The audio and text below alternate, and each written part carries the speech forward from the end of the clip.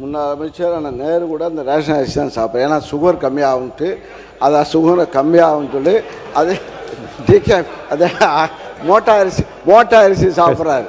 அதனால் வந்து எல்லாரும் உறுப்பினர் நேரு அவர்கள் பேச. மாண்புமிகு பேரவைத் தலைவர் அவர்களே, அவை முன்னவர் என்ன அர்த்தத்தில் அப்படி சொல்கிறார்? ஆட்டுக்கு மாட்டுக்கும் என்பதெல்லாம் இல்லை. குறிப்பாக உங்களுக்கு அரிசி எப்படி கொடுப்போம் என்று சொன்னால், நானும் இந்த உணவுத்துறை 30 வருடத்துக்கு முன்பு நான் பார்த்தேன். எனவே சொல்வது, கருப்பாக இருக்கிற அரிசியை கடைசி நேரம் வேறு வழியே, அப்போதெல்லாம் அரிசி கிடைப்பது கஷ்டம், சென்ட்ரல் போர்லேருந்து கிடைக்கிறது கஷ்டம்.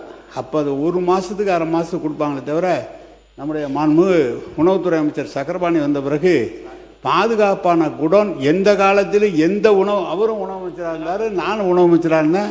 ஆனால் அவர் தான் நிறையா கட்டினார். அவருடைய காலத்தில் நம்முடைய தளபதி அவர்கள் அதற்காக நிதி ஒதுக்கி நெல்லை நனையாமல் கொண்டு சென்றது சக்கரபாணி. நம்முடைய நான் சொல்லிடுறேன், நான் 1 நிமிஷம் சொல்லிடுறேன், நீ சொல்லு. நம்முடைய அவை முன்னவர் சொல்கிறார், ஆட்டுக்கு மாட்டுக்கெலாம் இல்லை, இன்றைக்கி ரேஷன் அரிசி எல்லா மக்களும் சாப்பிட்றாங்க. நீங்கள் உனக்கு வச்சிங்க இந்த ரேஷன் அரிசி.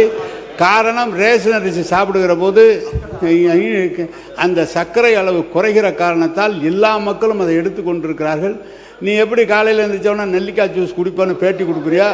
அது மாதிரி இன்றைக்கு ரேஷன் அரிசியை எல்லா மக்களும் பயன்படுத்தி கொண்டிருக்கிறார் என்பது உண்மை. உறுப்பினர் அவை முன்னவர் மாண்பு பேரவைத் தலைவர் அவர்களே, சக்கரை நோயை தடுப்பதற்காக இந்த ரேஷன் அரிசி பயன்படுத்து என்று சொன்னால் நீங்கள் கஞ்சி வைத்து கொடுப்பதிலே நாங்கள் வாழ்த்துக்கிறோம். உறுப்பினர் ஆர் காமராஜ் அவர்கள் அங்கே பேசுகிறேன். பொதுப்பணித்துறை அமைச்சர், பொதுப்பணித்துறை அமைச்சர் பேசப்படும் பேசுங்க. காமராஜ் உட்காருங்க. பொதுப்பணித்துறை அமைச்சர். மாண்புமிகு பேரவைத் தலைவர்களே, நம்மளுடைய முன்னாள் விவசாயத்துறை அமைச்சர் விவசாயத்துறை மானியருக்கு போய் சொன்னார், அண்ணன் நேரு கிட்ட வந்து ஆயிரக்கணக்கான விவசாய நிலம் இருக்கு, அவர் அங்கேயே வந்து நெல் எல்லாத்தையும் போட்டு உற்பத்தி பண்ணிக்கிறாருன்னு. ஆனால் ஒரு பரம ஏழையா இருக்கக்கூடிய மாதிரி அண்ணன் வந்து ரேஷன் கடையில் தான் அரிசி சாப்பிட்றாருன்னு ஒரு தகவல் இன்னைக்கு தான் அது தெரியுது. அதனால அதாவது என்னுடைய பதிவு நான் முடிச்சிடுறேன், நீங்க பேசும்போது நான் முடிச்சிடுறேன். எதற்கு சன்னக நெல் அரிசிக்கு அதிகமான ஊக்கத்தொகையும் பொது ரக அரிசிக்கு எதுக்கு விலை கம்மியும் அப்படிங்கிற ஒரு விவாதம் நம்முடைய முன்னாள் உணவுத்துறை அமைச்சர் வந்து ஒரு பதிவு பண்ணாரு. மாண்புமிகு முதலமைச்சர் மூத்த அமைச்சர்களை ஒரு 8 அமைச்சர்களை கூப்பிட்டு விவசாய சங்கங்களை வந்து சந்திக்க சொன்னார். நம்மளுடைய கம்யூனிஸ்ட் தோழர்கள்லாம் இருந்தாங்க. ஸோ அங்கே விவசாய சங்கங்களோட பேசிட்டு இருக்கும் பொழுது அப்போ ஒரு கோரிக்கை கொடுத்தோம். உணவுத்துறையில் ரேஷன் சிஸ்டத்தில் அரிசியோடைய, நான் சிறு வயதிலேயே பிஹெச்ல இருக்கும் பொழுது ரேஷன் கடையில் போய் அரிசி வாங்கி சாப்பிட்ட கும்பிட்டு தான் என்னோட குடும்பம். அப்ப சாப்பிடும் போதே அரிசியோடைய அளவு வந்து எப்பயுமே பெருசா இருக்கும்.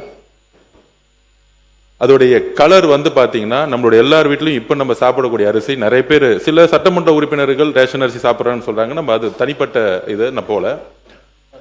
பெரும்பாலும் இங்க இருக்கக்கூடிய சட்டமன்ற உறுப்பினர்கள் தன்னுடைய மனசாட்சிப்படி தெரியும், யாரும் ரேஷன் கடையில இருந்து அரிசி வாங்கி சாப்பிடுறது இல்லை பெரும்பாலும். நான் இதுதான் உண்மையதான், நாங்கள் உண்மையை பதிவு பண்றோம். இங்க வந்து மக்கள் என்ன நினைக்கிறாங்கிறத உண்மையை நம்ம பதிவு பண்ணணும். இதுல வந்து இந்த ஆட்சி அந்த ஆட்சி போன ஆட்சி 50 வருஷ ஆட்சி பத்தி பதிவு பேசல. இன்னைக்கு இருக்க நிலைமை என்னங்கிறத மாண்புமிகு முதலமைச்சருடைய கவனம் போய் சென்ற பிறகு அப்ப விவசாயிகள் சொன்னாங்க, நாங்க வந்து எங்களுடைய பயிரை மாத்தணும்னா நீங்க வந்து சன்ன நகர்களுக்கு வந்து அதிகமான ஊக்கத்தொகை கொடுங்க அப்படின்னு பதிவு பண்ணுவோம். மாண்புமிகு முதலமைச்சர் திருப்பியும் ஒரு விவாதம் நடந்துச்சு.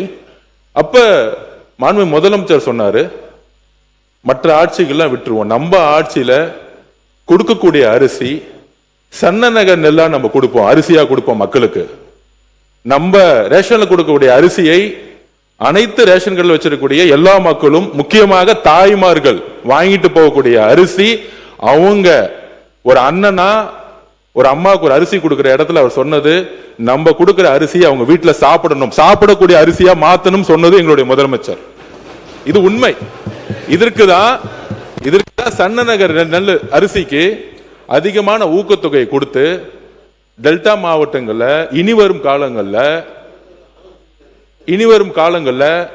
பொது ரக நெல்லுக்கு பதிலா சர்ணநகர் நெல்லை வந்து பயிரிடணும், அவங்களுக்கு ஒரு ஊக்கம் கொடுக்கணும். அவங்க பயிரிட்டாதான் அதை வந்து நம்ம கரெக்டா வந்து ப்ரொக்யூர் பண்ணி மக்களுக்கு ரேஷன் கடையில கொடுக்க முடியும். ஏன்னா அவங்க அதிகமான வந்து உற்பத்தி வந்து பொது ரகம் பண்ணிட்டாங்கன்னா ரேஷனுக்கு வந்து நம்ம சரியான நெல்லை அரிசியை கொடுக்க முடியலங்கிறதுக்காக தான் சன்ன நெல்லை வந்து உற்பத்தி அதிகப்படுத்துறதுக்கு இதை பதிவு பண்றோம். உண்மையாக சொல்லுகிறோம், தாய்மார்களுடைய வழியிலிருந்து சொல்றோம்.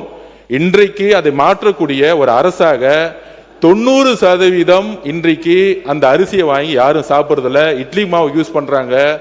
அண்ணன் சொல்ற மாதிரி முன்னாடி நிறைய கடத்தல் நடந்துட்டு இருந்துச்சு.